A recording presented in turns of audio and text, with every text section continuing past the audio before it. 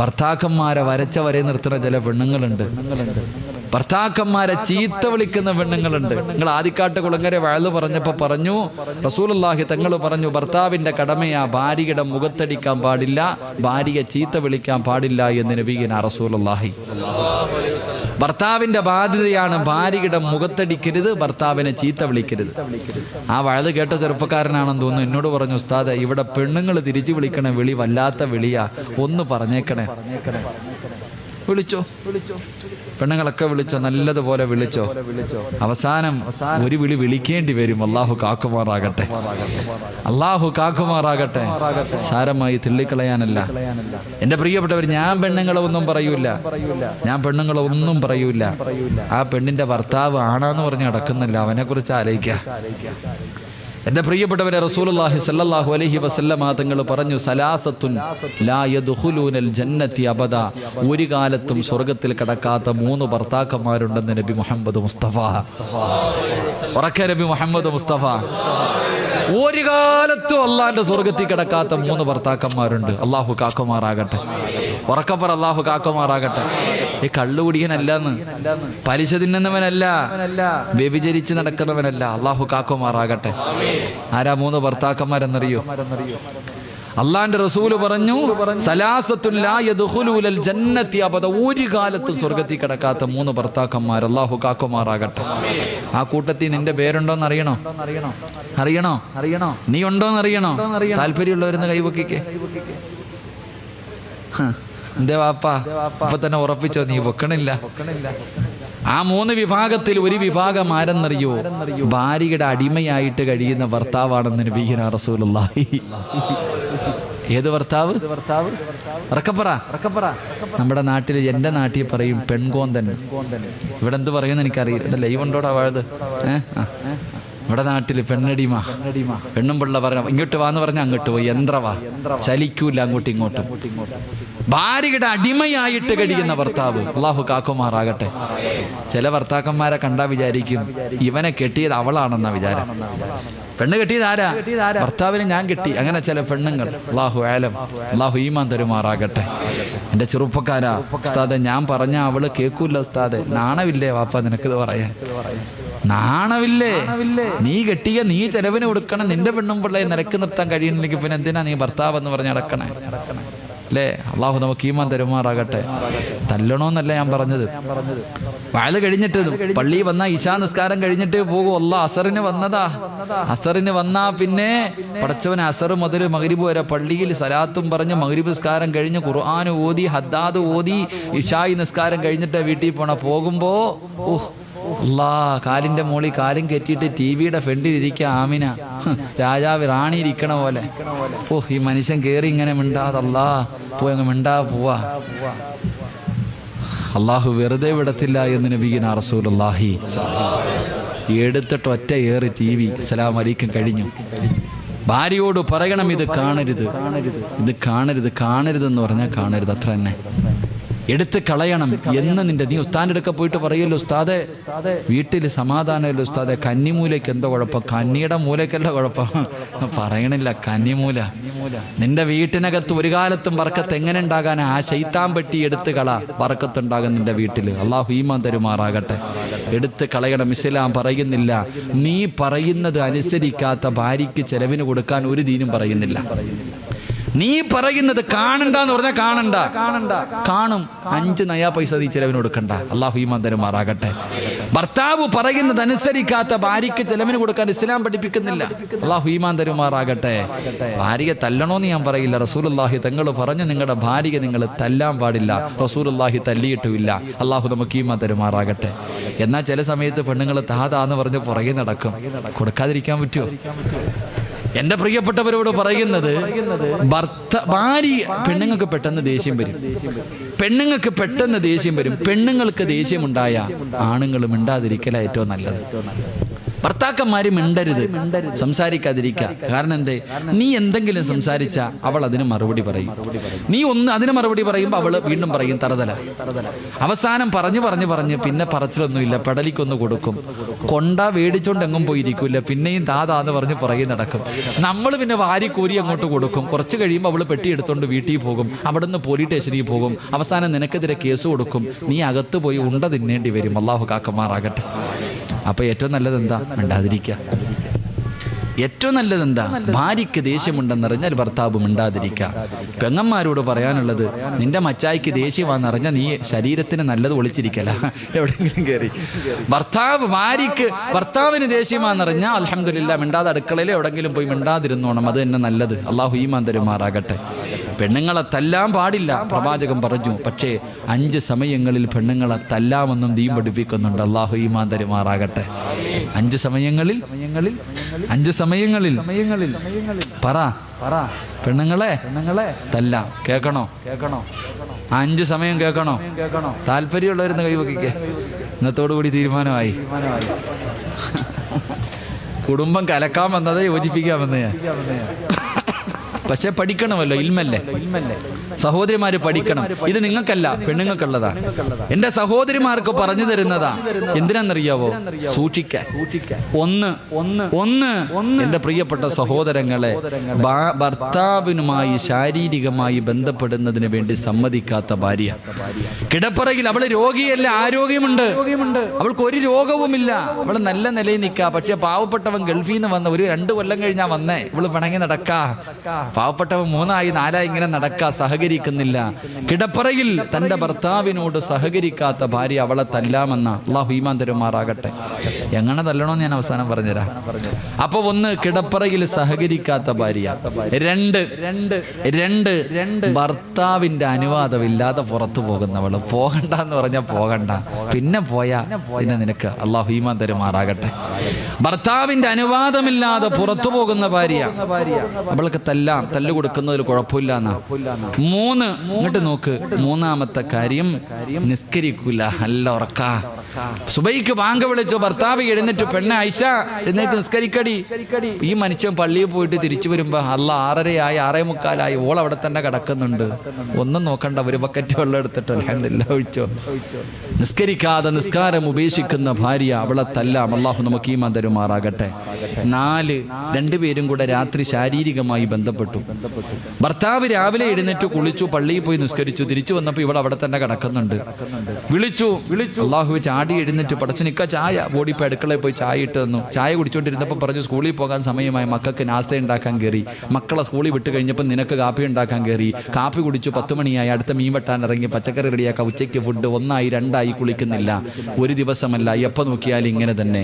വലിയ അശുദ്ധി ഉണ്ടായിട്ട് കുളിക്കാതെ ഇങ്ങനെ നീട്ടിക്കൊണ്ടുപോകുന്ന ഭാര്യ, അവളെ തല്ലാം. അള്ളാഹു നമുക്ക് ഈമാൻ തരുമാറാകട്ടെ. അള്ളാഹു നമുക്ക് ഈമാൻ തരുമാറാകട്ടെ. 5 കേട്ടോ പൊട്ടന്മാര്, ചില ഭർത്താക്കന്മാര് കേൾക്കണം. 5ാമത്തെ കാര്യം എന്തെന്നറിയോ? 5ാമത്തെ കാര്യം, ഭർത്താവിന്റെ മുന്നിൽ ഒരുങ്ങി വരാത്ത ഭാര്യയെ തല്ലാം. അള്ളാഹു നമുക്ക് ഈമാൻ തരുമാറാകട്ടെ. ഉറക്കപ്പറ, അള്ളാഹു ഈമാൻ തരുമാറാകട്ടെ. അവൾക്ക് സ്വർണം വാങ്ങിക്കൊടുക്കും, ചോദിക്കുന്ന എല്ലാ വസ്ത്രവും നീ വാങ്ങിക്കൊടുക്കും. ഇന്ന് വരെ നീ കണ്ടിട്ടുണ്ടോ ഇതുവല്ലോ? ഇന്ന് വരെ നീ ഇതുവെല്ലാം കണ്ടിട്ടുണ്ടോ? നിന്റെ ഭാര്യ വരുന്നത് കൂറ മാക്സി ഇട്ടുകൊണ്ട് വരും, അടുക്കളയിൽ നിന്ന് നേരെ കയറിയിട്ട്. നീ എന്ത് സ്വർണം വാങ്ങിക്കൊടുത്തിട്ടുണ്ട്, സാരി വാങ്ങിക്കൊടുത്തിട്ടുണ്ട്, ചുരിദാർ വാങ്ങിക്കൊടുത്തിട്ടുണ്ട്. ഇതൊക്കെ കല്യാണത്തിന് പോകുമ്പോൾ നാട്ടുകാരെ കാണിക്കാൻ നിന്റെ ഭാര്യ. നീ എന്തിനാ ഇത് വാങ്ങിക്കൊടുത്തേ? എന്തിനാ ഇത് വാങ്ങിക്കൊടുത്തേ? മഹാനായ നബിയുനാ റസൂലുള്ളാഹി സ്വല്ലല്ലാഹു അലൈഹി വസല്ലമ തങ്ങൾക്ക് മൈലാഞ്ചി ഇടാതെ കിടപ്പറയിൽ വരുന്ന ഭാര്യ ഇഷ്ടമായിരുന്നില്ല, സുറുമ ഇടാതെ വരുന്ന ഭാര്യ ഇഷ്ടമായിരുന്നില്ല എന്ന് ചരിത്രം പഠിപ്പിക്കുന്നു. കല്യാണത്തിന്റെ അന്നെങ്ങാണ്ട നിന്റെ ഭാര്യ സുറുമയിട്ടതാ നീ കണ്ടിട്ടത്? ഭാര്യ മൈലാഞ്ചി ഇട്ടുകൊണ്ട് വന്നത് അന്നാ, പിന്നെന്ന് വരെ കണ്ടിട്ടുണ്ടോ? ഇല്ല ചെറുപ്പക്കാരാ. എടാ, നീ നിന്റെ ഭാര്യയോട് പറയണം, 50 60 അലമാരിക്കകത്ത് നിറച്ചു വെക്കാനുള്ളതല്ല, നീ കഷ്ടപ്പെട്ടുണ്ടാക്കിയ പൈസ കൊടുത്ത് ഇട്ടോണ്ട് വാടി കാണട്ടെ. പൊരുതിയ പുതിയ ചുരിദാർ ആദ്യം കാണേണ്ടത് ഞാനാ, നീ ഇട്ടോണ്ട് വാ. സാരി നീ ഉടുത്തോണ്ട് വാ. അത് ആദ്യം നിന്റെ മുന്നിൽ ഒരുങ്ങി വരാത്ത ഭാര്യ, അവളെ തല്ലാം. അള്ളാഹു നമുക്ക് ഈമാൻ തരുമാറാകട്ടെ. എങ്ങനെ തല്ലണം? പട്ടിയെ തല്ലണം പോലെ തല്ലരുത്. മുട്ടിന് താഴെ പൊട്ടാത്ത രീതിയിൽ തല്ലു കൊടുക്കണം. അള്ളാഹു ഈമാൻ തരുമാറാകട്ടെ. അപ്പൊ ഞാൻ പറഞ്ഞു വന്നത്, എൻ്റെ പ്രിയപ്പെട്ട സഹോദരിമാര് നല്ലതുപോലെ സൂക്ഷിക്കുക. അള്ളാഹുവിൻ്റെ സ്വർഗം നിനക്ക് കിട്ടാക്കനിയായി പോകും. അള്ളാഹു നമുക്ക് ഈമാൻ തരുമാറാകട്ടെ. എൻ്റെ പ്രിയമുള്ള സഹോദരങ്ങളെ, ഞാൻ എന്ത് പറഞ്ഞപ്പോഴാണ് അങ്ങ് പോയത്? എന്തോ പറഞ്ഞപ്പോൾ പോയതാ. എന്താ പറഞ്ഞോണ്ടിരുന്നേ? അപ്പൊ ഖബറ്, മണിയറ അവിടെ തന്നെ. മണിയറ ഇവിടെയല്ല. എന്റെ പ്രിയമുള്ള സഹോദരങ്ങളെ, ഈ സദസ്സിലിരിക്കുന്ന ആർക്കെങ്കിലും മണ്ണറയാണ് മണിയറയാക്കേണ്ടത്. അൽ ഖബറു അവ്വലു മൻസിലിൻ മിൻ മനാസിലിൽ ആഖിറ. മണ്ണറയാണ് മണിയറയാക്കേണ്ടത്. ആർക്കെങ്കിലും മണ്ണറ മണിയറയാക്കാൻ ആഗ്രഹമുണ്ടോ? ആർക്കെങ്കിലും കുത്തിത്തെരുവ് പള്ളിയുടെ ഖബർസാരിലേക്ക് 3 കഷ്ടം വെള്ളത്തുടി. അല്ലാഹുവേ, അതിന് കരയില്ല, മോഡലില്ല. ജീവിതത്തിൽ ഒരിക്കലും ധരിക്കാത്ത 3 കഷ്ടം വെള്ളത്തുടിക്കകത്ത് പൊതിഞ്ഞിട്ട് പച്ചമണ്ണിലേക്ക് നിന്റെ മയ്യത്തിറക്കി വെക്കുമ്പോ ആ മണ്ണറ മണിയറയാക്കടോ.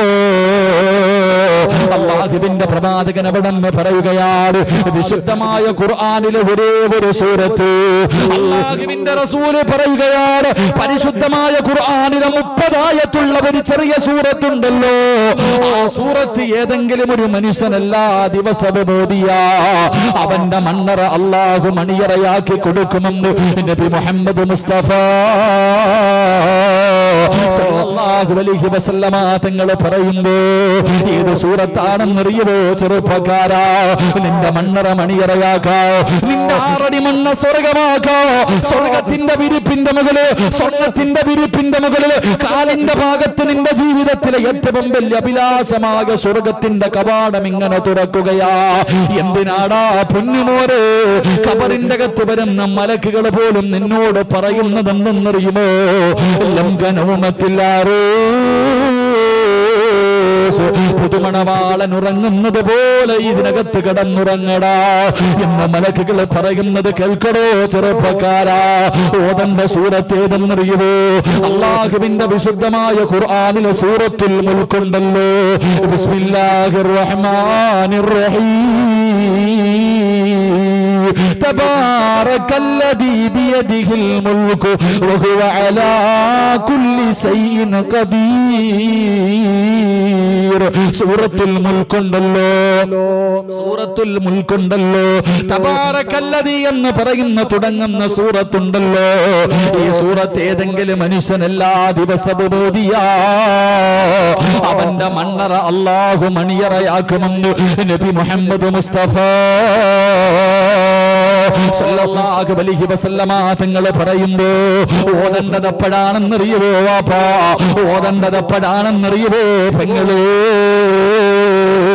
മഗ്രിബിന്റെ ഇശാഇന്റെ ഇടയിലുള്ള സമയമുണ്ടല്ലോ, അല്ലാഹുവേ ഏറ്റവും പുണ്യമായ സമയമുണ്ടല്ലോ, ഹിജാബത്തുള്ള സമയമുണ്ടല്ലോ, പഠിച്ചാ മനസ്സിലാകുന്ന സമയമുണ്ടല്ലോ. മഗ്രിബിന്റെ ഇശാഇന്റെ ഇടയില് ആ സമയത്താണ് മണ്ണറ മണിയറയാക്കാറുള്ള സൂറത്ത് ഓതേണ്ടതെന്ന് പ്രവാചകൻ പറയുമ്പോ എന്റെ പ്രിയപ്പെട്ട പെങ്ങന്മാരെ, ആ സമയത്താണ് എന്റെ ഉമ്മയിരുന്ന് കരയുന്നത്, എന്റെ പെങ്ങളിരുന്ന് കരയുന്നത്. മരണത്തെ കുറിച്ചോർത്തല്ല, ഖബറിനെ കുറിച്ചോർത്തല്ല, മാരക രോഗങ്ങളെ കുറിച്ചോർത്തല്ല, മഹ്ശറയെ കുറിച്ചല്ല, ഖബറിന്റെ ഏകാന്തതയെ കുറിച്ചല്ല, അല്ലാഹുവിന്റെ വിചാരണയെ കുറിച്ചോർത്തല്ല. പിന്നെ മുടിയെല്ലാം നരച്ചുപോയ ഒരുപാട് രോഗങ്ങൾക്ക് നടുവിലൂടെ കടന്നു പോകുന്ന, അതാ മരണത്തിലേക്ക് കാലം നീട്ടിയിരിക്കുന്ന എന്റെ പ്രിയപ്പെട്ട ഉമ്മമാര്, പടച്ചവരെ കണ്ണിലൂടെ കണ്ടിറങ്ങുന്നതാ നിറഞ്ഞൊഴുകുകയാണ്. എപ്പോഴെന്നറിയുവോ? എന്ത് കണ്ടിട്ടെന്നറിയോ? സീരിയല് കണ്ടിട്ട് എന്റെ ഉമ്മമാരിരുന്ന് കരയുന്ന സമയമാ. അല്ലാ, എങ്ങനെ കഴിയുന്ന ഉമ്മ? പണത്തിന് വേണ്ടി കരയുന്നവര് പെണ്ണിന്റെ കണ്ണുനീര് കണ്ടിട്ട് എന്റെ ഉമ്മമാരിരുന്ന് കരയുമ്പോ എന്റെ ഉമ്മമാരെ ഇത് കണ്ടിട്ട് കരയുന്ന പെങ്ങന്മാരോട് ഒരുപാട് പെണ്ണുങ്ങളുണ്ടായിരുന്നു, ഒരുപാട് മഹതിമാരുണ്ടായിരുന്നു. അവര് സീരിയൽ കണ്ടിട്ട് കരഞ്ഞവരല്ലോ, അവര് സിനിമ കണ്ടിട്ട് കരഞ്ഞവരല്ല, അവര് നോവൽ വായിച്ചിട്ട് കരഞ്ഞവരല്ല. അവര് കരഞ്ഞത് എന്തിനെന്നറിയുവോ? മഹദി നഫീസത്തുൽ ബസരിയ, നഫീസത്തുൽ ബസരിയ റളിയല്ലാഹു തആല അൻഹ പടച്ചവരെ സ്വന്തം കൈകൊണ്ട് കബർ കുടിച്ചിട്ട്, സ്വന്തം കൈകൊണ്ട് കബർ കുടിച്ചു. ആ കബറിന്റെ അകത്ത് ഇറങ്ങിയിരുന്നിട്ട് 4000 പ്രാവശ്യം ഖത്തമോദിയവളാണ് നഫീസ. സ്വന്തം കൈകൊണ്ട് കബർ കുടിച്ച് കബറിന്റെ അകത്ത് ഇറങ്ങിയിരുന്നിട്ട് 4000 പ്രാവശ്യം അല്ലാഹുവിന്റെ ഖുർആൻ ആദ്യം മുതൽ അവസാനം വരെ ഓതിയ മഹദിയാണ് നഫീസത്തുൽ ബസരിയ. ആ നഫീസത്തുൽ ബസരിയ റളിയല്ലാഹു തആല അൻഹ ആ കബറിന്റെ അകത്തിരുന്നു കൊണ്ട് ജീവിതത്തിൽ ഏറ്റവും കൂടുതൽ പ്രാവശ്യം ഓതിയത് ഒരായത്താ. ആയത്ത് ഓതിക്കഴിഞ്ഞ നഫീസ ബോധം കെട്ട് വീഴുമായിരുന്നു. കണ്ണിൽ നിന്ന് വീഴുന്ന കണ്ണുനീര് കാരണം കബർ പോലും നനഞ്ഞുപോയി പെങ്ങള്, കബറിലെ മണ്ണ് പോലും നനഞ്ഞുപോയി പെങ്ങള്. ഏതായത്തെന്നറിയുവോ? ഇന്നലെ ദൈനാ അനുകാലം വജഹീമാ. ഈ ആയത്തോടിക്കഴിഞ്ഞ നഫീസത്തുൽ ബസരിയ റളിയല്ലാഹു തആല അൻഹ ബോധം കെട്ട് വീഴുമായിരുന്നു. വായിച്ചു നോക്കണം പെങ്ങള്. അതുപോലെ മഹദിയായ മൈമൂനത്തുൽ ബസരിയ. ആരാണ് മൈമൂന? ആരോ? അല്ലാഹുവേ, യുവത്വത്തിന്റെ നടുവിലൂടെ നടന്നുപോയ മൈമൂന. നിന്നെ പോലെ വികാര വിചാരമുള്ള പച്ചയിറച്ചികളുള്ള നിന്നെക്കാളും സുന്ദരിയായ മൈമൂനത്തുൽ ബസരിയ എന്ന് പറയുന്ന പെങ്ങളുണ്ടല്ലോ. അല്ലാഹുവേ, തന്നെ കാണാമെന്ന ചെറുപ്പക്കാരനുണ്ടല്ലോ. പഠിക്കണം പൊന്നുമോള്, അവരെയാണ് നിന്റെ ഹൃദയത്തിന്റെ അകത്തെ രാജകുമാരിയെ പോലെ കൊണ്ടു നടക്കേണ്ടത്, അവരെയാണ് നീ മോഡലാക്കേണ്ടത്. മൈമൂനത്തുൽ ബസരിയയെ കാണാമെന്ന റബിയ എന്ന് പറയുന്ന ചെറുപ്പക്കാരനോട് തന്റെ പെണ്ണ് കാണാമെന്നവനാണ്. ആ ചെറുപ്പക്കാരനോട് പറയുന്ന റബിയ, എനിക്കൊരാഗ്രഹമുണ്ട്, സാധിച്ചു തരുവോ? എനിക്കൊരു മോഹമുണ്ട്, സാധിച്ചു തരുവോ? എന്തേ മൈമൂന? നിങ്ങളുടെ നാവ് കൊണ്ട് അല്ലാഹുവിന്റെ ഖുർആൻ ഓതുവോ? നിങ്ങളുടെ നാവ് കൊണ്ട് ഖുർആൻ ഓതുവോ? അല്ലാഹുവേ, പുതുമണവാട്ടിയുടെ ആഗ്രഹമാണല്ലോ. റബിയ എന്ന് പറയുന്ന ചെറുപ്പക്കാർ തന്റെ പുതുമണവാട്ടിക്ക് പരിശുദ്ധമായ ഖുർആനിലെ ഒരു സൂറത്ത് ഓതുകയാണ്. സൂറത്തുൽ മുസമ്മിൽ. യാ അയ്യുഹൽ മുസമ്മിൽ ഖുമിൽ ലൈല ഇല്ലാ ഖലീലാ നിസ്ഫഹു അവ ഇൻഖുസ് മിൻഹു ഖലീലാ ഔ സിദ് അലൈഹി വറദ്ദിൽ ഖുർആന തർതീലാ. സൂറത്തുൽ മുസമ്മിൽ ഇങ്ങനെ ഓതുകയാണ്. മൈമൂന ലയിച്ചിരിക്കുകയാ, അല്ലാഹുവിന്റെ ഖുർആനിൽ ഇങ്ങനെ ലയിച്ചിരിക്കുകയാ. അവസാനം ഓതിയോതി ഇന്നലെ ദൈനാ അനുകാലം വജഹീമാ. ഓതേണ്ട താമസമുണ്ടല്ലോ. രണ്ടുപേരും പിടഞ്ഞു വീഴുകയാണ്, രണ്ടുപേരും പിടഞ്ഞു വീഴുകയാ. രണ്ടുപേരുടെയും കൈകാല് വിറയ്ക്കുകയാ, കണ്ണുകൾ നിറഞ്ഞൊഴുകുകയാണ്. അല്ലാഹുവേ, മൈമൂന പറയുന്നു റബിയ, ഒരിക്കൽ കൂടെ ഓതു റബിയ. റബിയ എന്ന് പറയുന്ന ചെറുപ്പക്കാരൻ പറയുന്നു, എന്നെ കൊണ്ട് കഴിയില്ല മൈമൂന, എന്റെ നാവ് പൊങ്ങൂല, ആയത്തോതാൻ എന്നെ കൊണ്ട് കഴിയൂല. മൈമൂന എന്ന സുന്ദരിയായ പെണ്ണ് പറയുന്നു, റബിയ, സ്വർഗത്തിലെ ഭാര്യയാണ് റബിയ, ഞാൻ നിന്റെ സ്വർഗത്തിലെ ഭാര്യ, എനിക്ക് വേണ്ടി ഖുർആനിലെ ഒരു ആയത്തോതുവോ? റബിയ എന്ന് പറയുന്ന ചെറുപ്പക്കാർ, അല്ലാഹുവേ, മരണത്തിന്റെ വക്കിലെ രോഗങ്ങളുമായി കഴിഞ്ഞിട്ട് പോലും ടിവിയുടെ ഫ്രണ്ടിലിരുന്ന് കരയുന്ന എന്റെ പ്രിയപ്പെട്ട ഉമ്മമാരുടെ ഹൃദയത്തിൽ ഇറങ്ങട്ടെ. ആ സുന്ദരിയായ പെണ്ണ് കാണാമെന്ന് ചെറുപ്പക്കാരനോട് യാചിക്കുകയാ. ഞാൻ നിന്റെ സ്വർഗത്തിലെ ഭാര്യയാണ്, ഞാൻ നിന്റെ സ്വർഗത്തിലെ ഭാര്യയാണ്, ഒരിക്കൽ കൂടെ ആയത്തൊന്ന് ഓതു റബിയ. പടച്ചവരെ, റബിയ എന്ന് പറയുന്ന ചെറുപ്പക്കാർ ഇന്നലെ ദൈനാ അനുകാല ضلالا وجحيما وطعاما ذا غصة وعذابا أليما. പിന്നെ എഴുന്നേറ്റില്ല പെങ്ങന്മാരെ, അല്ലാഹുവിന്റെ വിശുദ്ധമായ ഖുർആനിലെ ഒറ്റ ആയത്ത് ഓതിക്കഴിഞ്ഞപ്പോ പിന്നെ മൈമൂന എഴുന്നേറ്റില്ല. വെള്ളത്തുടിയിൽ പൊതിഞ്ഞിട്ട് പള്ളിക്കാട്ടിൽ കൊണ്ടുപോയി കബറടക്കിയെന്ന് ചരിത്രം പഠിപ്പിക്കുമ്പോ എന്റെ പ്രിയപ്പെട്ട ഉമ്മമാരെ, എന്റെ പ്രിയപ്പെട്ട ചെറുപ്പക്കാരാ, അല്ലാഹുവിന്റെ ഖുർആൻ നെഞ്ചത്തേക്ക് ചേർത്ത് പിടിക്കടാ പൊന്നുപോരെ. ഒരുപാട് കാലം ജീവിക്കണമെന്നില്ല, ഒരുപാട് കാലം ജീവിക്കണമെന്നില്ല എന്റെ പ്രിയപ്പെട്ട യുവത്വേ. മഹാനായ സഅദ് ഇബ്നു മുആദ് എന്ന് പറയുന്ന ചെറുപ്പക്കാർ 30-ാമത്തെ വയസ്സിലാടാ മുസ്ലിമായത്. 36-ാമത്തെ വയസ്സിൽ വഫാത്തായി പോരെ. 6 കൊല്ലമേ മുസ്ലിമായി ജീവിച്ചുള്ളൂ. നിന്നെ പോലെ 30-ഉം 40-ഉം 50-ഉം കൊല്ലം ജീവിച്ചില്ല. 6 കൊല്ലമാ മുസ്ലിമായി ജീവിച്ചത്. ആ ചെറുപ്പക്കാരൻ മരിച്ചപ്പോ അല്ലാഹുവിന്റെ അർശ് കുലുങ്ങിയടാ പോരേ. അതാടാ ജീവിതമെന്ന് പറഞ്ഞോ. 6 കൊല്ലം മുസ്ലിമായി ജീവിച്ച ചെറുപ്പക്കാരൻ മരിച്ചപ്പോ അല്ലാഹുവിന്റെ അർശ് കുലുങ്ങിയടാ. അല്ലാഹുവേ, മണൽത്തരികൾ പോലെ വൃക്ഷങ്ങൾ പോലെ കടന്നുപോയി ചെറുപ്പക്കാരാ.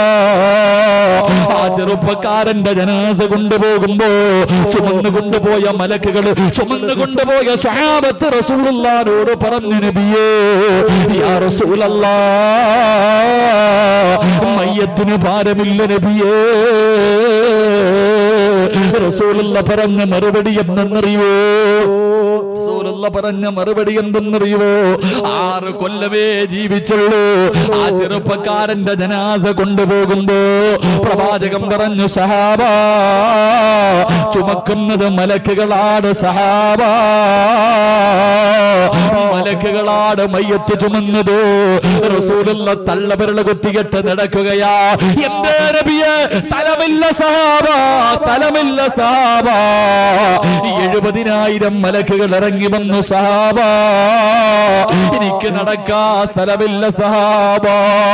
എന്തിനാടാ അല്ല കൊടുത്തത്? ഈ പ്രതിഫലം കൊടുക്കാനുള്ള കാരണം ഖുർആനെ ഇഷ്ടപ്പെട്ടത് കൊണ്ടാ.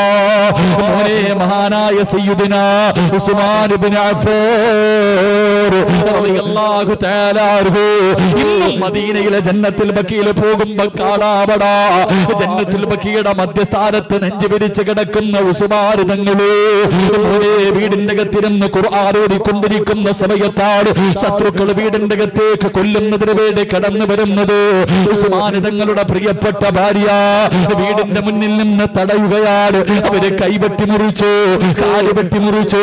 ഉസ്മാൻ തങ്ങളുടെ ഭാര്യയുടെ മുടിയിൽ പിടിച്ച് വലിച്ച് വീടിന്റെ വെളിയിൽ കൊണ്ട് വലിച്ചെറിഞ്ഞിട്ട് ശത്രുക്കൾ മുഴുവനും തന്റെ ചുറ്റുഭാഗത്ത് കൂടി നിൽക്കുമ്പോ അല്ലാഹുവിന്റെ ഖുർആൻ ഓതിക്കൊണ്ടിരിക്കുകയായിരുന്നു ചെറുപ്പക്കാരാ. എടാ വിട്ടില്ലടാ പൊന്നുമാരെ, കടാര കുത്തികിറക്കിയിട്ട് മരണത്തോട് മല്ലടിക്കുന്ന സമയത്ത് ഉസ്മാൻ തങ്ങൾ തന്റെ കയ്യിലിരുന്ന ഖുർആൻ നെഞ്ചത്തേക്ക് ചേർത്ത് പിടിച്ചടാ. മരണത്തോട് മല്ലടിക്കുമ്പോഴും ഖുർആൻ താഴെ വെച്ചില്ല. ഉസ്മാൻ തങ്ങളുടെ ശരീരത്തിലൂടെ രക്തമിങ്ങനെ ഒലിക്കുകയാണ്. അല്ലാഹുവിന്റെ ഖുർആനിന്റെ മുകളിൽ വീഴുകയാ. ഓതിക്കൊണ്ടിരുന്ന ഖുർആനിന്റെ മുകളിലേക്ക് ഉസ്മാൻ തങ്ങളുടെ ചൂട് രക്തമിങ്ങനെ വീഴുകയാണ്. ഉസ്മാൻ തങ്ങൾ നോക്കി, എവിടെയാണ് തന്റെ രക്തം വീണത്? ഏതായത്തിന്റെ മുകളിലാണ് വീണത്?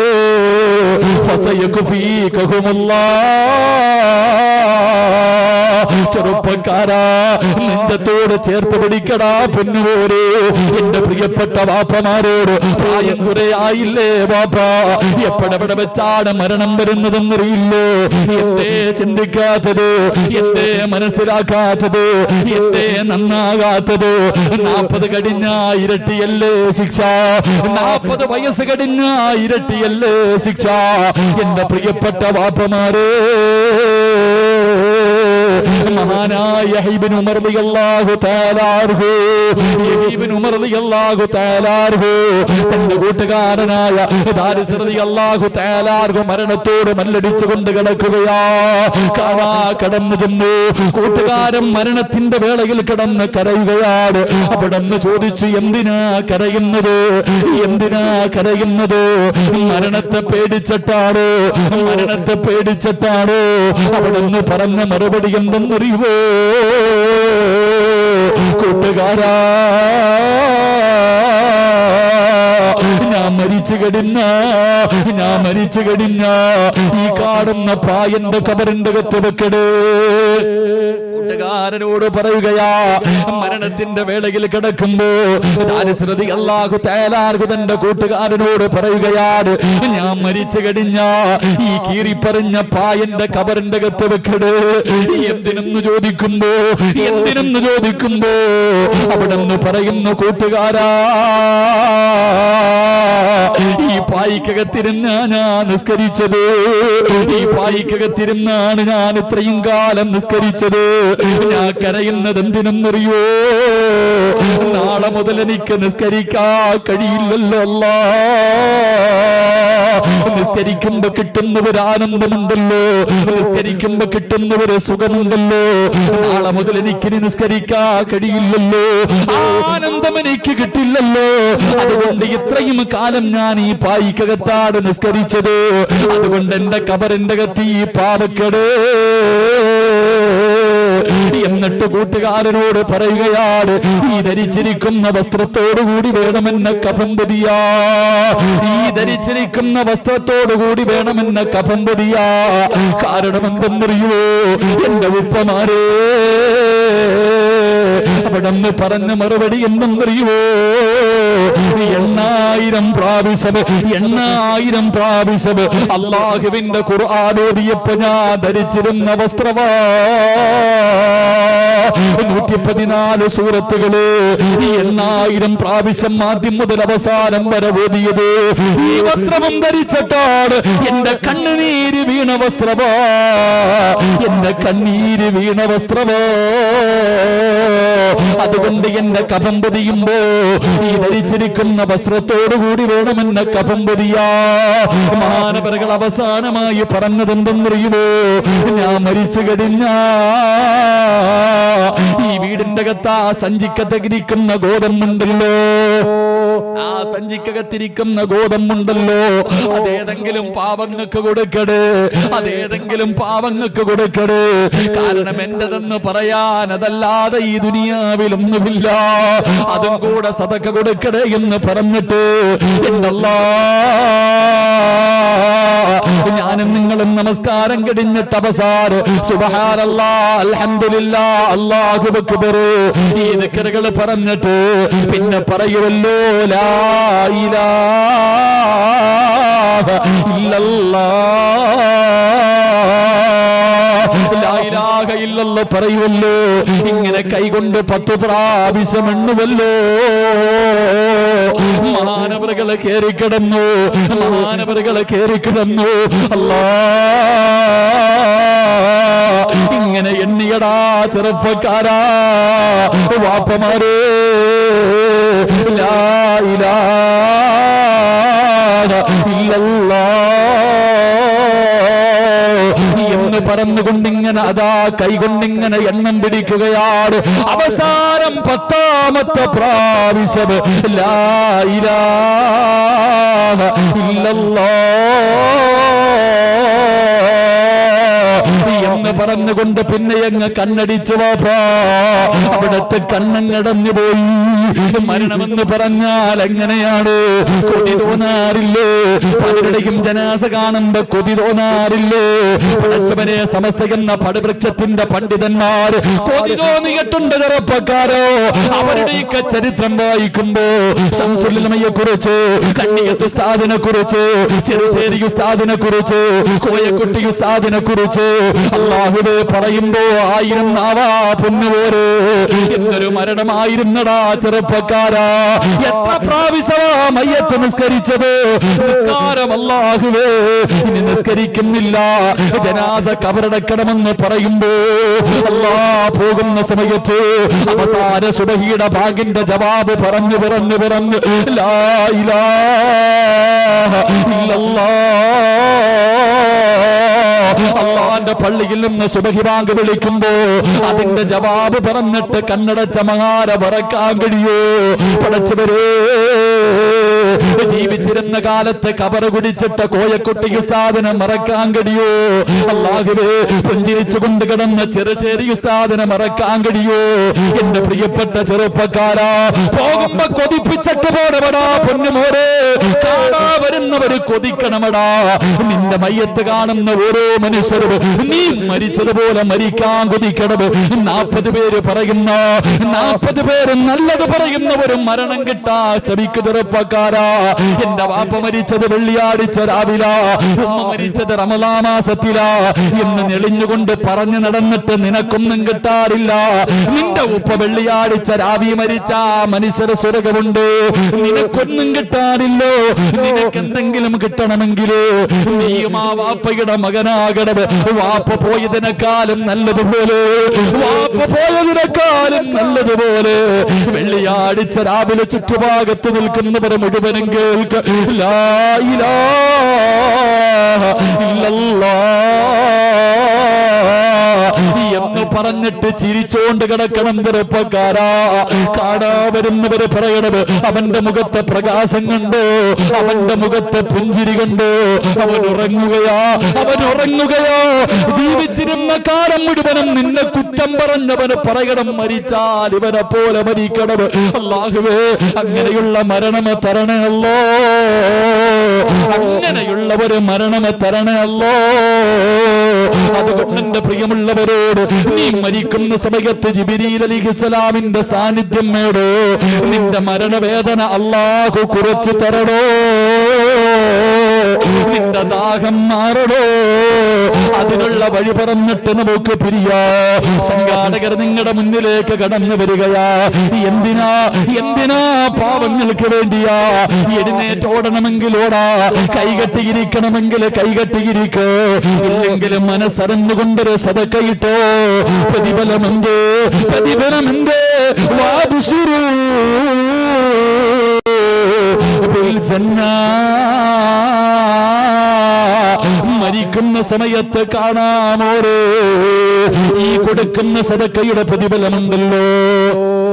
ഈ കൊടുക്കുന്ന സദക്കയുടെ പ്രതിഫലം നീ കണ്ടട്ടെ മരിക്കൂ എന്ന് അല്ലാഹുവിന്റെ വിശുദ്ധ ഖുർആൻ. അല്ലാഹു ഭാഗ്യം തരുമാറാകട്ടെ. മോനെ, നെറ്റിത്തടം വിയർക്കണം.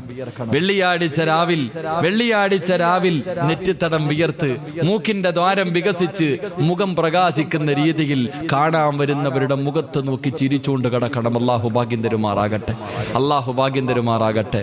ഒരു നല്ല സദക്ക എല്ലാവരും ഒന്ന് പോക്കറ്റി കയ്യട്ടെ. ഓസിന് കിട്ടൂല, അത് ഓസിന് കിട്ടൂലടാ.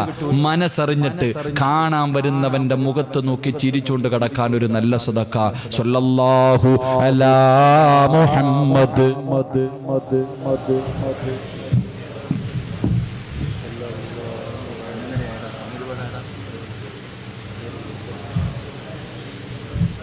اللهم صل على محمد يا رب صل عليه وسلم. അല്ലാഹു സ്വീകരിക്കുമാറാകട്ടെ. മരിച്ചു കിടക്കുമ്പോ ചിരിക്കാൻ ആഗ്രഹമുള്ളവർ കൊടുത്തോ. ശൈത്താൻ തോളി തട്ടിട്ട് പറയാ, അളിയ അവൻ അങ്ങനൊക്കെ പറയും, കൊടുക്കല്ലടാ. അവൻ അങ്ങനല്ല, അതിനപ്പുറവും പറയും, നീ കൊടുക്കണ്ട അളിയ. ചിരിച്ചോണ്ടല്ലടാ കിടക്കേണ്ടത്, വേറെ രീതിയിലാന്ന് അളി ഇങ്ങനെ പറഞ്ഞു തരും നിന്റെ അടുത്ത് നിന്നിട്ട് ശൈത്താൻ. അല്ലാഹുവേ, അവൻ കരയുന്നത് കണ്ടിട്ട് മരിക്കാൻ ഭാഗ്യം തരണേ പടച്ചവനെ. അല്ലാഹു ഭാഗ്യം തരുമാറാകട്ടെ. അല്ലാഹുവേ, ശൈത്താൻ കരയുന്നത് കണ്ടിട്ട് മരിക്കാൻ ഭാഗ്യം തരണേ പടച്ചവനെ. ആമീൻ പറയാൻ പലർക്കും മടിയാ. എന്റെ പൊന്നു സിറാജ് ഉസ്താദെ, അവൻ എന്റെ കൂടപ്പറപ്പാ, അവൻ കരയുന്നത് എങ്ങനെ ഇല്ലേ? എന്റെ പ്രിയപ്പെട്ട സഹോദരങ്ങളെ, നമ്മൾ മരിക്കുന്നതിന് മുമ്പ് ശൈത്താൻ കരയുന്നത് കണ്ടിട്ട് മരിക്കണം. അല്ലാഹു ഭാഗ്യം തരുമാറാകട്ടെ. ഉറക്കപ്പറ, അല്ലാഹു ഭാഗ്യം തരുമാറാകട്ടെ. ഇതിനെന്നറിയോ, ഇവൻ വരും നമ്മുടെ വാപ്പാടെയും ഉമ്മാടെയും രൂപത്തിൽ. ഇവൻ അടുത്ത് വന്നിട്ട് പറയും, കുടിക്കാൻ വെള്ളം തരാം. ലാ ഇലാഹ ഇല്ലല്ലാഹ് പറയരുത്. ലാ ഇലാഹ ഇല്ലല്ലാഹ് പറയരുത്. എടാ നീ പോടാ ശപിച്ചവനെ, എടാ ശപിക്കപ്പെട്ടവനെ പോടാ എന്ന് പറഞ്ഞ് ആട്ടി ഓടിക്കുമ്പോൾ ഇവൻ നമ്മുടെ മുന്നിൽ ഇങ്ങനെ ഇരിക്കും. ആ സമയത്ത് നമ്മൾ ലാ ഇലാഹ ഇല്ലല്ലാഹ് എന്ന് പറഞ്ഞിട്ട് മരിക്കുന്നത് കാണുമ്പോൾ ഇവൻ കരയും. അള്ളാഹുവേ, ഞാൻ ഇവന്റെ മുന്നിൽ തോറ്റുപോയല്ലോ പടച്ചവനെ. അള്ളാഹുവിനോട് ഇവൻ വെല്ലുവിളിച്ചു, അള്ളാഹിനോട് ഇവൻ തർക്കിച്ചു. അള്ളാഹുവേ, ഞാൻ നിന്റെ അടിമകളെ മുഴുവനും പിഴപ്പിക്കും. അള്ളാഹ് പറഞ്ഞു, ഇല്ലടാ, എനിക്ക് ചില ദാസന്മാരുണ്ട്, നീ അവന്റെ മുന്നിൽ തോറ്റുപോകും. അള്ളാഹ് പറഞ്ഞു, നീ എന്തൊക്കെ ചെയ്താലും എനിക്ക് ചില അടിമകളുണ്ട്, അവരുടെ മുന്നിൽ തോറ്റുപോകും. മരിക്കുന്ന സമയത്ത് ലാ ഇലാഹ ഇല്ലല്ലാഹ് പറഞ്ഞിട്ട് നമ്മൾ മരിക്കുന്നത് കാണുമ്പോൾ ശൈത്താൻ കരയും, നെഞ്ചു പൊട്ടിയിട്ട് കരയും.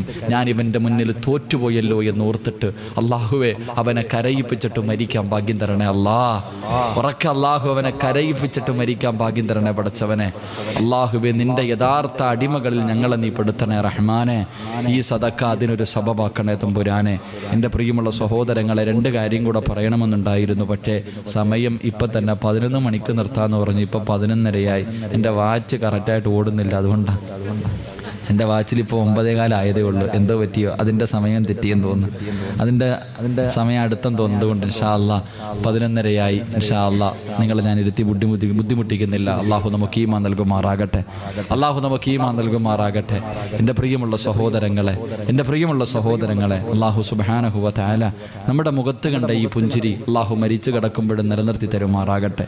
എൻ്റെ പ്രിയപ്പെട്ട പ്രവർത്തകരോട്, എനിക്ക് SKSF-ന്റെ ചുണക്കുട്ടികളായ സമസ്തയുടെ ചെറുപ്പക്കാരോട് പറയുന്നത്, മോനെ, നമുക്ക് തമ്മിലടിക്കാൻ സമയമില്ല. ആരെയും കളിയാക്കാനും പരിഹസിക്കാനും ആരെയും ചീത്ത വിളിക്കാനൊന്നും നമുക്ക് സമയമില്ല. നമ്മുടെ ഉസ്താദന്മാരതൊന്നും കാണിച്ചു തന്നിട്ടില്ല.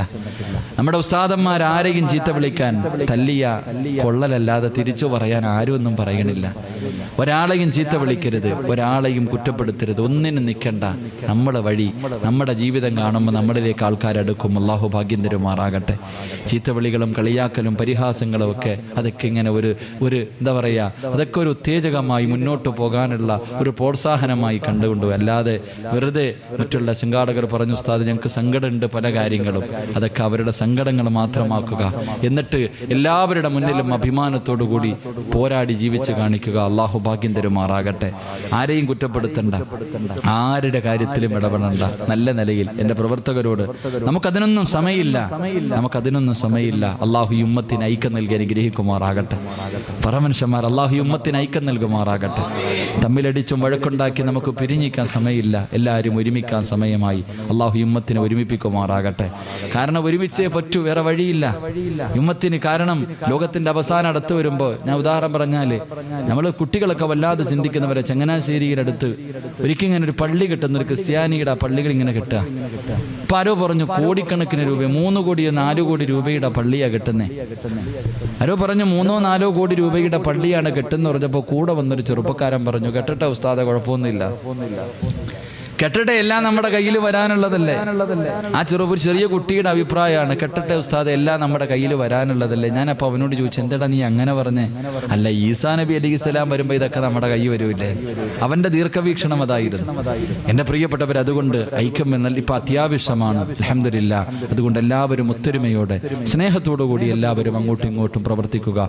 അള്ളാഹു എല്ലാവർക്കും അർഹമായ പ്രതിഫലം നൽകി അനുഗ്രഹിക്കുമാറാകട്ടെ. അതുകൊണ്ട് ഇൻഷാ അല്ലാഹ് എഴുന്നേറ്റ് മുന്നോട്ട് വരികയാണെങ്കിൽ നിങ്ങളുടെ എല്ലാവരുടെ മുഖം എനിക്കും കാണാം, എൻ്റെ മുഖം നിങ്ങൾക്കും കാണാം. ഇനി കാണാൻ പറ്റിയില്ലെങ്കിലോ, അതുകൊണ്ട് എല്ലാവരും ഒന്ന് എഴുന്നേറ്റെടുത്തേക്ക് വാ. ഇൻഷാ അല്ലാഹ് നമുക്ക് 3 കാര്യങ്ങൾ പഠിച്ചിട്ട് ദുആ ചെയ്യാം ഇൻഷാ അല്ലാഹ്. പെട്ടെന്ന് പുറത്ത് നിൽക്കുന്നവരൊക്കെ അകത്തോട്ട് കയറിക്കോ, സമയമില്ല. എല്ലാവരും അകത്തേക്ക് കയറി, സമയമില്ല. സല്ലല്ലാഹു അലാ മുഹമ്മദ് സല്ലല്ലാഹു അലൈഹി വസല്ലം. സല്ലല്ലാഹു അലാ മുഹമ്മദ് സല്ലല്ലാഹു അലൈഹി വസല്ലം. അല്ലാഹുമ്മ സല്ലി അലാ മുഹമ്മദ് യാ റബ്ബി സല്ലി അലൈഹി വസല്ലം. അല്ലാഹു സ്വീകരിക്കട്ടെ. എല്ലാവരും കയറി ഇൻഷാ അല്ലാഹ്. പെട്ടെന്ന് വാ, ദുആ ചെയ്യാ. പകറിക്കോ.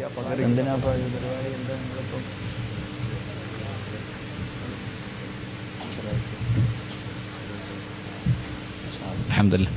പെട്ടെന്ന് വാ ഇൻഷാ അല്ലാഹ്. ഇതാപ്പാ പുറത്തിറങ്ങി ഓടുന്നവർ ഓടിക്കുക, കുഴപ്പമില്ല, പൊക്കോട്ടെ. ഇങ്ങോട്ട് തിരിഞ്ഞു നോക്കല്ലേ അപ്പാ, അങ്ങോട്ട് കേട്ടോ. അള്ളാഹു നമുക്ക് ഈമാൻ തരുമാറാകട്ടെ. ഹജ്ജിന് പോകണോ? ആഗ്രഹമുള്ളവർ കൈവെക്കും. ഹജ്ജിന് പോകാൻ ആഗ്രഹമുള്ളവർ അൽഹംദുലില്ലാ അള്ളാഹു അവിടെ ചെല്ലാൻ ഭാഗ്യം തരുമാറാകട്ടെ. അള്ളാഹു മരിക്കുന്നതിന് മുമ്പ് ഹജ്ജ് ചെയ്യാൻ ഭാഗ്യം തരുമാറാകട്ടെ. എൻ്റെ പ്രിയമുള്ള സഹോദരങ്ങളെ, ചരിത്രമൊന്നും വിശദീകരിക്കാൻ സമയമില്ലാത്തതുകൊണ്ട് മഹാനായ അബ്ദുല്ലാഹിബ്നുൽ മുബാറക് റഹ്മഹുല്ലാ ഒരിക്കൽ കഅബാലയത്തിന്റെ ഭാഗത്ത് ഇങ്ങനെ കിടക്കുമ്പോൾ ഒരു സ്വപ്നം കണ്ടു. ഈ വർഷം ഹജ്ജിന് വന്ന ഒരു മനുഷ്യന്റെയും ഹജ്ജ് അല്ലാഹു സ്വീകരിച്ചില്ല. പക്ഷേ ഹജ്ജിന് വരാത്ത ഒരു മനുഷ്യന്റെ ഒരു നന്മ കാരണം അല്ലാഹു എല്ലാവരുടെയും ഹജ്ജ് സ്വീകരിച്ചു. ഇതായിരുന്നു സ്വപ്നം. മഹാനവറുകൾ അല്ലാഹുവേ ആരാ ഈ മനുഷ്യൻ, ആരാ, എന്ത് സൽക്കർമ്മം അറിയണം? മഹാനായ അബ്ദുല്ലാഹുൽ മുബാറക് റഹ്മഹുല്ലാ ഈ മനുഷ്യനെ അന്വേഷിച്ച് നടക്കാൻ തുടങ്ങി. അവസാനം സ്വപ്നത്തിൽ കണ്ട നാട്ടിലേക്ക് ചെന്ന് നോക്കുമ്പോൾ ഒരു ചെരുപ്പുകുത്തിയായ മനുഷ്യനാ. ഈ മനുഷ്യന്റെ ഏറ്റവും വലിയ ആഗ്രഹം മരിക്കുന്നതിന് മുമ്പ് ഹജ്ജിന് പോകണം. ഇതാ താൻ ചെരുപ്പ് കുത്തിയിട്ട് കിട്ടുന്ന തുച്ഛമായ പൈസയിൽ നിന്നൊരൽപ്പം മാറ്റിവെക്കും. എത്രയോ കൊല്ലങ്ങൾ കൊണ്ട് ഈ മനുഷ്യൻ മാറ്റിവെക്കുക. അല്ലാഹുവേ പടച്ചവനെ അവസാനം വെച്ച് ഹജ്ജിന് പോകാൻ സമയമായി. തൻ്റെ ഭാര്യ ഗർഭിണിയായിരുന്ന സമയത്ത് ഭാര്യ എന്തെല്ലാം ആഗ്രഹങ്ങൾ പറഞ്ഞു, ഒന്നും സാധിച്ചു കൊടുക്കാൻ പറ്റുന്നില്ല, കാരണം പൈസ ഇല്ല. അവസാനം ഈ മനുഷ്യനോട് തൻ്റെ ഭാര്യ കുറേ കാലമായിട്ട് പറയുന്നു, എനിക്കിത്തിരി ഇറച്ചി കഴിക്കണം, ഈ സ്വാദ് വാങ്ങിച്ചു കൊടുക്കുന്നില്ല, കയ്യിൽ കാശില്ല. അവസാനം എൻ്റെ പ്രിയപ്പെട്ടവരെ, ഒരിക്കൽ ഭാര്യ പൂർണ്ണ ഗർഭിണിയായി ഹജ്ജിന് പോകാൻ തയ്യാറെടുക്കുന്ന ഭർത്താവ് ഒരിക്കൽ വീട്ടിലേക്ക് കയറി വന്നപ്പോൾ ഈ പെണ്ണ് പറഞ്ഞു ഭർത്താവിനോട്, നിങ്ങൾ എന്തായാലും എനിക്ക് ഇറച്ചി വാങ്ങി തരൂല എങ്കിൽ നമ്മുടെ വീടിൻ്റെ അയൽവാസിയുടെ വീട്ടിൽ നിന്ന് ഇറച്ചിക്കറിയാണ്, അതിൻ്റെ വാസന എനിക്ക് അടിക്കുന്നു, അതുകൊണ്ട് ആ വീട്ടിലെങ്കിലും ചെന്നിട്ട് നിങ്ങൾ ഇത്തിരി ഇറച്ചിയുടെ കറി വാങ്ങിയിട്ട് വരും. തൻ്റെ ഭാര്യയുടെ നിർബന്ധത്തിന് വഴങ്ങിയിട്ട് അവസാനം ആ സാധുവായ മനുഷ്യൻ തൻ്റെ അയൽവാസികളുടെ വീട്ടിൽ ചെന്നിട്ട് ചോദിച്ചു, എനിക്കൊരൽപ്പം, എൻ്റെ ഭാര്യ ഗർഭിണിയാണ്, അവൾക്കൊരൽപ്പം ഇറച്ചിക്കറി കഴിക്കണമെന്ന് വല്ലാത്ത ആഗ്രഹമുണ്ട്, എനിക്ക് വാങ്ങിക്കൊടുക്കാൻ എൻ്റെ കയ്യിൽ പൈസ ഇല്ല, നിങ്ങളൊരൽപ്പം ഇറച്ചിക്കറി തരുമോ? ആ പെണ്ണ് പറഞ്ഞു തരൂല. മഹാനവർ അവിടെ നിന്ന് പറയുന്നു, ചെരുപ്പുകുത്തിയായ മനുഷ്യൻ ചോദിച്ചു പത്രേ, ഇറച്ചി തരാൻ വയ്യെങ്കിൽ വേണ്ട, ഒരൽപ്പം ചാറ് തന്നാ മതി. ഇറച്ചി തരേണ്ട, ഒരൽപ്പം ചാറെങ്കിലും. ആ സമയത്ത് ആ പെണ്ണ് പറഞ്ഞു ചാറും തരൂല. അവസാനം ഈ മനുഷ്യൻ ചോദിച്ചു, എന്തേ നിങ്ങൾ തരാത്തെ? അവസാനം ആ പെണ്ണ് പറഞ്ഞു, നിങ്ങൾക്കിത് കഴിക്കൽ ഹറാമാണ്, നിങ്ങൾക്കിത് കഴിക്കാൻ കഴിയില്ല. ആ സമയത്ത് ആ പെണ്ണിനോട് ചോദിച്ചു, നമ്മൾ രണ്ടുപേരും മുസ്ലിമീങ്ങളാ, നിങ്ങൾക്ക് കഴിക്കാമെങ്കിൽ എനിക്കും ഇത് കഴിക്കാമല്ലോ. പെണ്ണ് പറഞ്ഞു, ഇല്ല, നിങ്ങൾക്ക് കഴിക്കൂല. കാരണം എന്ത് എന്ന് ചോദിക്കുമ്പോ ആ പെണ്ണ് കരഞ്ഞുകൊണ്ട് പറഞ്ഞു, എൻ്റെ 2 മക്കളും യതീമാ, എനിക്ക് ഭർത്താവില്ല, ഞങ്ങൾക്ക് ചെലവിന് തരാൻ ആരുമില്ല, എൻ്റെ മക്കൾ കുറെ കാലമായിട്ട് ഇറച്ചി വേണമെന്ന് പറഞ്ഞു വാശി പിടിക്കുക, വാങ്ങിക്കൊടുക്കാൻ എൻ്റെ കയ്യിൽ പൈസയില്ല. ഇന്ന് ഞാൻ ഇന്ന് മരുഭൂമിയിലൂടെ നടന്നു വരുമ്പോൾ ഒരു കോവർ കഴുത ചത്ത് കിടക്കുന്നു, ഞാൻ അതിൻ്റെ ശരീരത്തിൽ നിന്ന് അല്പം ഇറച്ചി എടുത്തുകൊണ്ട് വന്നു, എൻ്റെ മക്കൾക്ക് കൊടുക്കുന്നതിന് വേണ്ടി കറി വെച്ചിരിക്കുകയാ, അതാണ് നിങ്ങൾക്ക് തരാത്തതെന്ന് പറയുമ്പോൾ ആ ചെരുപ്പ് കുത്തിയായ മനുഷ്യൻ നിറകണ്ണുകളോടെ വീട്ടിൽ നിന്ന് ഇറങ്ങിപ്പോയി. ആ പെണ്ണിന്റെ വീടിന്റെ മുന്നിൽ നിന്ന് ഇറങ്ങി തൻ്റെ വീട്ടിലേക്ക് കടന്നു ചെന്നു. കൊല്ലങ്ങളായിട്ട് ഹജ്ജിന് പോകാൻ വേണ്ടി സൂക്ഷിച്ചു വെച്ചിരുന്ന പണമെടുത്തുകൊണ്ട് വീടിന്റെ വെളിയിലേക്ക് ഇറങ്ങുമ്പോൾ ഗർഭിണിയായ ഭാര്യ ഭർത്താവിന്റെ കയ്യിൽ പിടിച്ചിട്ട് ചോദിച്ചു, എവിടെ കൊണ്ടുപോകുന്നു? എൻ്റെ അയൽവാസിക്ക് കൊടുക്കാനാ.